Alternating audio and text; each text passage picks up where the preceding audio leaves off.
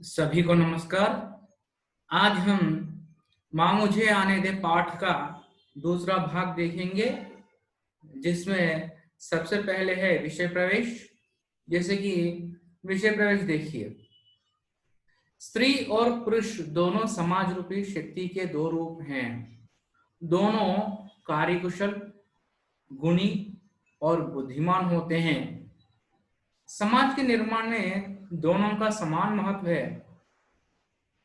वेदों में स्त्री की तुलना देवी से की गई है। कहते हैं जहां नारी का वास होता है वहां देवता बसते हैं। लेकिन सामाजिक विषमताओं के कारण आज भी भ्रूण हत्याएं देखी जा रही है। ऐसी घटनाएं सामाजिक मानवीय अपराध हैं। ऐसे अपराध को समाप्त करना बेहद जरूरी है। अब इसका अर्थ देखिए, स्त्री और पुरुष दोनों इस समाज के समान रूपी शक्ति है और दोनों यानी स्त्री और पुरुष दोनों भी कौशल के साथ कार्य करते हैं। दोनों समान कौशल रखते हैं और गुणी भी है और बुद्धिमान भी है। यानी स्त्री और पुरुष दोनों भी कुशल, गुणी और बुद्धिमान होते हैं। और समाज के निर्माण में दोनों का समान महत्व होता है। ना तो स्त्री का अधिक महत्व होता है इस समाज में, समाज के निर्माण में, और ना तो ही पुरुष का अधिक महत्व होता है इस समाज के निर्माण में। वेदों में स्त्री की तुलना देवी से की गई है और कहते हैं कि जहां नारी का वास होता है वहां देवता बसते हैं, यानी देवता रहते हैं। लेकिन सामाजिक असमानताओं के कारण आज भी भ्रूण हत्याएं हम देख रहे हैं इस समाज में। ऐसी घटनाएं सामाजिक और मानवीय अपराध कहलाते हैं और इस स्थिति में इस अपराध को समाप्त करना अत्यंत आवश्यक है। तेलुगु में देखिए, स्त्री और पुरुष दोनों समाज रूपी शक्ति के दो रूप है అనగా స్త్రీ మరియు పురుషులు ఈ సమాజంలో సమానమైనటువంటి శక్తి రూపములు మరియు ఇద్దరు కూడా వాళ్ళ యొక్క నైపుణ్యంలో, గుణములో మరియు వాళ్ళ యొక్క విశేషతలలో మరియు తెలివిలో ఇద్దరు కూడా समानतनु కలిగి ఉంటారు। समाज के निर्माण में दोनों का समान महत्व है। ఈ సమాజం యొక్క నిర్మాణంలో స్త్రీ పురుషుల పాత్ర, ఇద్దరి పాత్ర కూడా సమానమైనది, సమానముగా ఉంటుంది। వేదం में स्त्री की तुलना देवी से की गई है। వేదాలలో స్త్రీ యొక్క తులన అంటే పోలిక, స్త్రీని దేవతతో పోల్చడం జరిగింది। कहते हैं जहां नारी का वास होता है वहां देवता बसते हैं। మనకు ఒక నానుడి ఉంది, ఎక్కడైతే స్త్రీలు ఉంటారో అక్కడ దేవతలు నివసిస్తారు అని। लेकिन सामाजिक विषमताओं के कारण आज भी भ्रूण हत्याएं देखी जा रही है। కానీ ఇవాళ ఈ సమాజంలో ఉన్నటువంటి అసమానతల కారణంగా భ్రూణ హత్యలు అనేవి జరుగుతూ ఉన్నాయి। ऐसी घटनाएं सामाजिक मानवीय अपराध है। ఇలాంటి ఘటనలు సామాజికమైన మరియు మానవీయమైనటువంటి అపరాధాలుగా మనం చెప్పుకోవచ్చు। ऐसे अपराध को समाप्त करना बेहद जरूरी है। ఇలాంటి అపరాధాలను అంతమొందించడం ఎంతైనా అవసరం ఉన్నది। कविता देखिए, माँ मुझे आने दे, डर मत आने दे, फैलूंगी तेरे आंगन में हरियाली बनकर, लिपटूंगी तेरे आंचल में खुशबू बनकर। यानी बेटी माँ को हिम्मत देते हुए कहती है कि माँ मुझे इस संसार में आने दे, तू डर मत, मुझे आने दे, और मैं फैलूंगी तेरे आंगन में खुशहाली बनकर, और तेरे से लिपटूंगी खुशबू बनकर। अर्थात बेटी माँ से कहती है कि तेरे आंचल में खुशियां भर दूंगी मैं। यहां तक तेलुगु में अर्थ देखिए। माँ मुझे आने दे, डर मत मुझे आने दे, ఇంకా జన్మించని ఇంకా జన్మించని ఒక బాలిక, అంటే గర్భంలో ఉన్నటువంటి ఒక బాలిక తల్లితో ఈ విధంగా అంటుంది, మా ముझे ఆనే దే డర్ మత్ ఆనే దే, అమ్మ నన్ను నాకు జన్మనివ్వు, నీవు భయపడకు, నాకు జన్మనివ్వు అని అంటుంది. फैलूंगी तेरे आंगन में हरियाली बनकर, फैलूंगी तेरे आंगन में అనగా నేను నీ ఆంగన్ అంటే నీ వాకిట్లో నేను, ఖుషి హరియాలి అంటే ఇక్కడ సంతోషం అని అర్థం. నీ వాకిలిలో నేను సంతోషం అయ్యి, సంతోషాన్నయ్యి విస్తరిస్తాను అని అర్థం. లిప్టూంగి తేరే ఆంచల్ మే ఖుష్బూ బన్కర్, లిప్టూంగి అంటే చుట్టుకోవడం, నేను చుట్టుకుంటాను నీ కొంగులో, ఖుష్బూ బన్కర్, ఖుష్బూ బన్కర్ అంటే ఇక్కడ సంతోషము లేదా ఆనందము, నీ ఒళ్ళో ఆనందాన్నయ్యి నేను నిన్ను చుట్టుకుంటాను అని అర్థం. తర్వాత मेरी किलक और ठुमकते कदमों में घर का सन्नाटा बिखर जाएगा, जो पसरा है पिता के दंभ, भाई की उद्दंडता के कारण सदियों से। यानी बेटी माँ से कहती है कि मेरी मधुर आवाज से और थिरकते कदमों से घर में जो शांति छाई हुई है वह बिखर जाएगी, अर्थात टूट जाएगी, और पिता के घमंड और गर्व से फैली हुई तथा भाई के शैतानियों के कारण सदियों से इस घर में जो सन्नाटा छाया हुआ है वह बिखर जाएगा मेरे आने से। और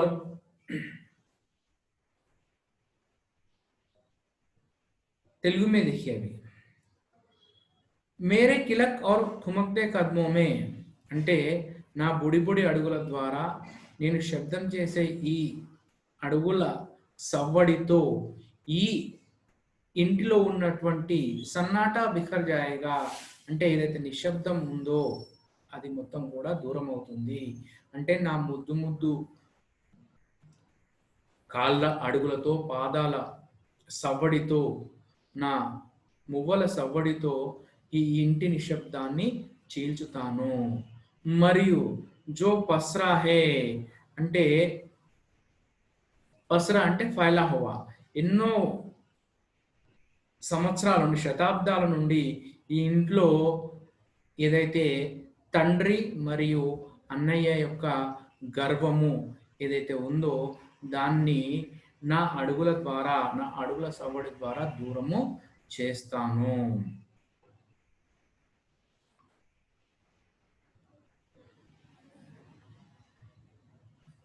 और बाद में देखिए, पोंछ दूंगी अंधेरा जो तेरे माथे की सिलवटों में सिमटा है, कभी कभी झर जाता है ओस की बूंदों सा आंखों की कोरों से। अर्थात बेटी माँ से कहती है कि संसार में जो अंधेरा छाया हुआ है उसे मैं पोंछ दूंगी, और तुम चिंता मत करो माँ, तेरे माथे पर जो सिलवटें पड़ी हैं कि समाज में बेटियों की अधिक महत्व नहीं है उसे मैं मिटा दूंगी, और कभी कभी जर जाता ओस की बूंदों सा आंखों की कोरों से, कभी कभी तुम्हारे आंखों से जो बूंदों सा झर जाते हैं आंसू, उन आंसुओं को मैं पोंछ दूंगी। आ आने तो दे, धुल जाएगा सारा का सारा रूखीला एहसास। मुझे तो आने दे कि मेरे आते ही मैं इस संसार में, मैं इस संसार में जो रूखीला एहसास है मैं उसे मिटा दूंगी। अब देखिए, आने तो दे, धुल जाएगा सारा का सारा रूखीला एहसास, यानी मुझे आने तो दो कि मेरे आते ही जो निरस्ता का भाव है मैं उसे दूर कर दूंगी। अकड़ीला मिजाज जो छिपका है घर की सारी दीवारी, सारी की सारी दीवारों, बंद दरवाजों, खिड़कियों में।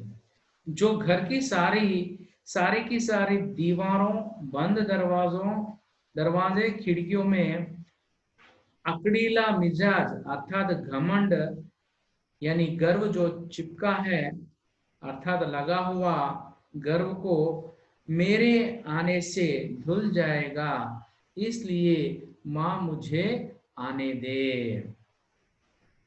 ఇక్కడ చూడండి, पोंछ दूंगी अंधेरा जो तेरे माथे की सिलवटों में है, सिमटा है। पोंछ दूंगी, నేను తుడిచివేస్తాను చీకటిని। తల్లితో ఉంటుంది ఏమని, నేను తుడిచివేస్తాను तेरे माथे की सिलवटों में जो सिमटा है, నీ నుదుటిపైన ఉన్నటువంటి ఏదైతే బాధలు కానీ నీ దుఃఖం కానీ ఏదైతే ఉందో దానిని నేను తుడిచివేస్తాను। कभी कभी जर जाता है ओस की बूंदों सा आंखों की कोरों से। ఒక్కొక్కసారి నీ కంటి చివరి నుండి ఏదైతే కన్నీటి చుక్కలు ఉంటాయో ఆ నీటి చుక్కలను అనగా నీ బాధలను నేను దూరం చేస్తాను। ఆనేతే ఆనే తో దే, ధుల్ జాయేగా సారా కా సారా రూఖీలా ఎహసాస్। నన్ను ఈ భూమిపైనికి రానివ్వు, నాకు జన్మనివ్వు। నాకు జన్మనిచ్చినట్లయితే నేను నీరసంతో ఉన్నటువంటి నీ జీవితాన్ని, నిస్సారముగా ఉన్నటువంటి నీ జీవితాన్ని నేను సారవంతముగా చేస్తాను। अकड़ीला मिजाज जो चिपका है घर की सारी दीवारों, बंद दरवाजों के खिड़कियों में। ఇదైతే గర్వము ఈ గోడలకు మరియు ఈ తలుపులకు, ఈ ఇంటి యొక్క తలుపులకు అంటుకొని ఉన్నదో వాటని, ఆ గర్వానంతటిని కూడా నేను తుడిచివేస్తాను। तेरी आंखों में तैरते ये समुंदर, ये आसमान की अक्स मैंने देख लिया माँ। कि बेटी माँ को समझाते हुए कहती है कि माँ मैं तेरी आंखों में समुद्र के वह तूफान देख लिए हैं जो इस संसार में बेटी के नाम से ही समस्या समझी जाती है।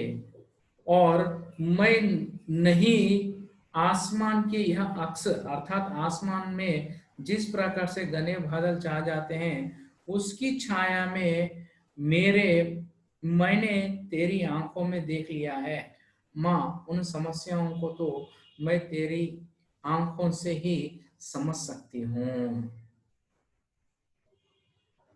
अब देखिए,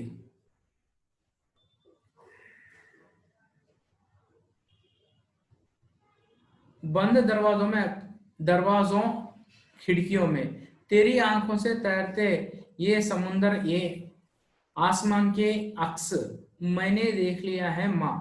माँ जा सकती हूँ मैं दूर पार उस झिलमिलाती दुनिया में, ला सकती हूँ वहां से चमकीले टुकड़े तेरे सपनों के, समुंदर की लहरों के थपेड़ों में ढूंढ सकती हूँ मैं मोती और सीपी और नाविकों के किस्से। कर सकती हूँ माँ मैं सब कुछ जो रोशनी सा चमकीला, रंगों सा चटकीला हो, पर आने तो दे, डर मत माँ मुझे आने दे।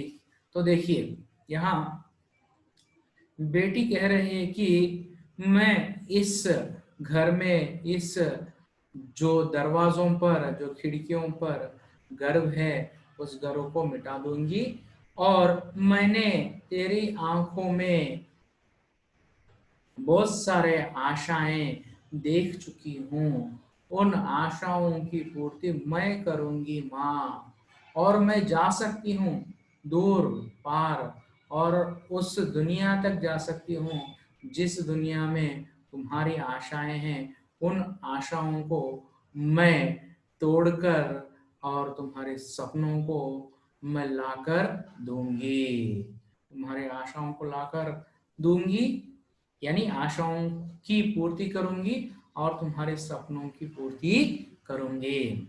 समुद्र की लहरों के थपेड़ों में मैं ढूंढ सकती हूँ मोती और सीपी और नाविकों के किस्से। यानी इसका अर्थ होता है कि समुद्र जो है बहुत ही गहराई होती है, समुद्र की गहराई बहुत ही गहराई होती है, उस गहराई में जाकर हम मोती सीपी जैसे बहुत ही मेहनत करके वहां से लाते हैं। बेटी भी यही कह रही है कि मैं इस जीवन के लिए, हमारे जीवन के लिए अथक परिश्रम करने के लिए तैयार हूँ, और कर सकती हूँ माँ मैं सब कुछ जो रोशनी सा चमकीला, मैं सब कुछ प्रकाशमय कर सकती हूँ और रंगों से भर सकती हूँ, पर मुझे आने तो दे माँ, डर मत मुझे आने दे। ఇక్కడ కూతురు అంటుంది ఏమని, ఈ నిరాశ, తల్లి కళ్ళలో ఏదైతే నిరాశ ఉందో ఆ నిరాశను తను దూరం చేస్తా అని చెప్పి అంటుంది. తర్వాత मैंने देख लिया माँ तेरी आंखों में तैरते हुए समुद्र ये आसमान के अक्स, నేను నీ కళ్ళలో ఆశను చూశాను, నీ జీవితంలో ఉన్నటువంటి ఆశలు ఏవైతే ఉన్నాయో ఆ ఆశలన్నింటినీ కూడా నేను నెరవేరుస్తాను, అనగా నీ కోరికలను నెరవేరుస్తాను. मैं जा सकती हूँ నేను వెళ్ళగలను, दूर पार చాలా దూరంగా, उस झिलमिलाती दुनिया में ला सकती हूँ वहां से चमकीले टुकड़े तेरे सपनों के, నీ కలల యొక్క నీ కలల యొక్క ఆశయాలను మరియు నీ కోరికలను నేను ఎంత దూరమైనా వెళ్ళి సాధిస్తాను. తర్వాత समुद्र की लहरों के थपेड़ों में ढूंढ सकती हूँ మోతీ और सीपी और नाविकों के किस्से. మామూలుగా మనము ముత్యాలు తర్వాత మిగతా సముద్ర గర్భంలో ఉన్నటువంటి సంపదను తీయడానికి ఎంతో శ్రమిస్తాము. ఇక్కడ కూతురు అంటుంది సముద్ర గర్భంలో ఉన్నటువంటి ముత్యాలు మరియు మిగతా సంపదను ఏ విధంగా అయితే కష్టపడి తీస్తారో నేను కూడా నీ కోరికలను నెరవేర్చడానికి చాలా కష్టపడతాను అని చెప్పి కూతురు చెప్తుంది. कर सकती हूँ माँ मैं सब कुछ जो रोशनी सा चमकीला रंगों सा చట్కీలా హో, నేను చేయగలను ప్రకాశవంతముగా రంగులమయముగా నీ జీవితాన్ని నేను చేయగలను, కాబట్టి నీవు మొదటగా నాకు జన్మనివ్వు అని తల్లితో ఒక గర్భస్థ శిశువు అంటుంది. ధన్యవాదాలు.